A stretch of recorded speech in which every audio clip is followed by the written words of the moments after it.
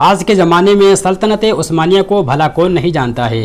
ये वही सल्तनत थी जिसकी बुनियाद 1299 में अर्तुगरुल गाज़ी के बेटे उस्मान गाज़ी ने रखी थी।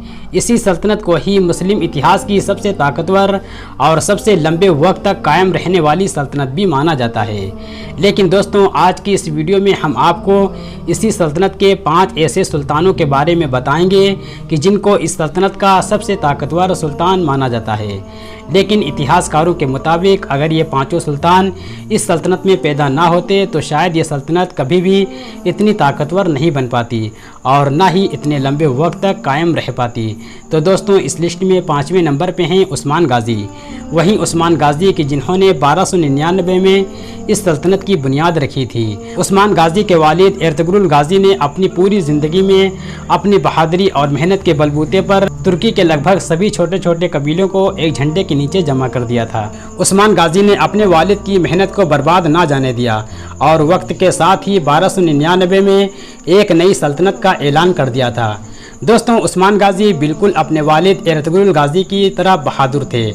उन्होंने अपनी पूरी ज़िंदगी में बहुत सारी छोटी और बड़ी जंगें लड़ी, लेकिन किसी भी जंग में हार का सामना नहीं किया था। उस्मान गाज़ी को इस लिस्ट में शामिल करने की एक वजह यह भी है कि क्योंकि उस्मान गाज़ी ही इस सल्तनत के पहले सुल्तान थे, यानी इन्होंने ही इस सल्तनत की बुनियाद रखी थी। और हम सभी जानते हैं कि किसी भी बिल्डिंग का मेन पार्ट उसकी बुनियाद होती है। अगर किसी भी बिल्डिंग की बुनियाद को अच्छी तरीके से बना दिया जाए तो वो बिल्डिंग हमेशा हमेशा के लिए खड़ी होती है। अगर किसी भी बिल्डिंग की बुनियाद को अच्छी तरीके से ना बनाया जाए तो ऊपर की खड़ी हुई आलीशान बिल्डिंग भी बर्बाद हो जाती है। इस लिस्ट में चौथे नंबर पे हैं उरहान गाज़ी।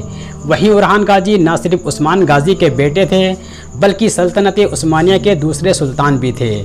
उरहान गाज़ी ने सल्तनत उस्मानिया की गद्दी पर बैठते ही इस सल्तनत को बड़ी तेज़ी के साथ फैलाना शुरू कर दिया। क्योंकि दोस्तों, उस्मान गाज़ी के दौर में ही भले ही इस सल्तनत की बुनियाद तो रख दी गई थी, लेकिन इस सल्तनत का एरिया ज़्यादा नहीं हुआ करता था।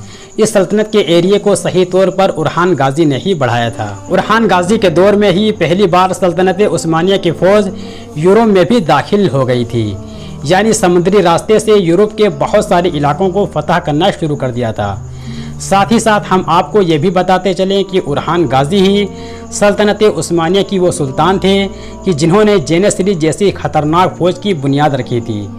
वहीं जेनिसरीज फ़ौज कि जिसको इतिहास में नामुमकिन को मुमकिन बनाने के लिए जाना जाता है।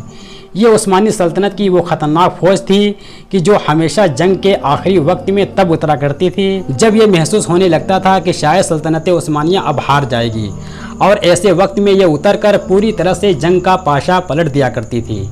दोस्तों, इस लिस्ट में तीसरा नाम है सुलेमान दी मैग्निफिसेंट का। वहीं सुलेमान दी मैग्निफिसेंट कि जिनको ऐतिहासिक किताबों में सल्तनत उस्मानिया का सबसे कामयाब सुल्तान बताया गया है, क्योंकि दोस्तों इन्हीं के दौर में ही सल्तनत उस्मानिया पहली बार में सुपर पावर बनकर सामने आई थी। यानी ज़मीन के साथ सल्तनत उस्मानिया का समुद्र पर भी राज होने लगा था। यानी ज़मीन के साथ सल्तनत उस्मानिया का समुद्र पर भी राज होने लगा था। यूरोप की ज़्यादातर सल्तनतें इनके दौर में सल्तनत उस्मानिया को टैक्स दिया करती थीं। इन्होंने सल्तनत उस्मानिया पर लगभग 46 साल हुकूमत की थी और ये पूरा का पूरा दौर ज़्यादातर घोड़ों की पीठ पर बैठकर गुजारा था।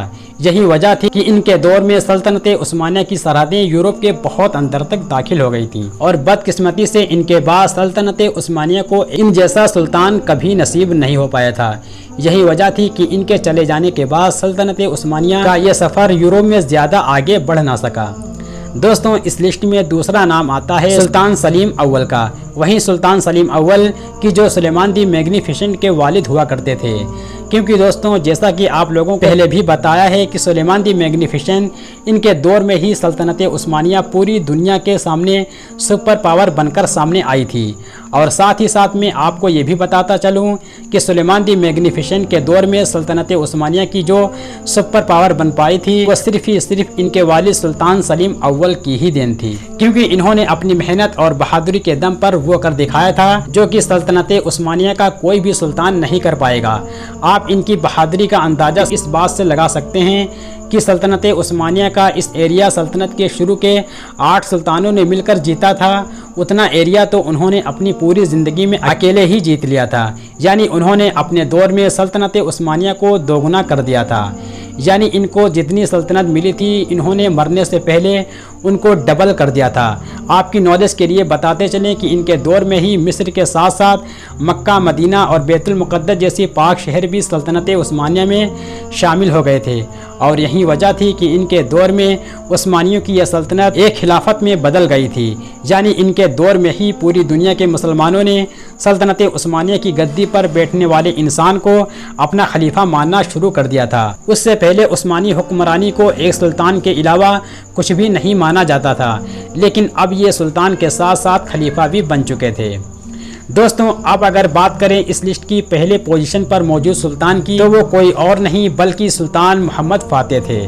वहीं सुल्तान मोहम्मद फातेह की जिन्होंने कुस्तुनतुनिया जैसे शहर को फतह करके यह दिखा दिया था कि उस्मानी वो कर सकते हैं जो पूरी दुनिया नहीं कर सकती है। दोस्तों, कुस्तुनतुनिया कोई आम शहर नहीं था बल्कि एक ऐसा शहर था कि जिसको पिछले 1000 सालों से किसी ने फतह नहीं किया था, बल्कि इसके बारे में तो पूरी दुनिया में ये मशहूर हो गया था कि इस शहर को फतह करना नामुमकिन काम है।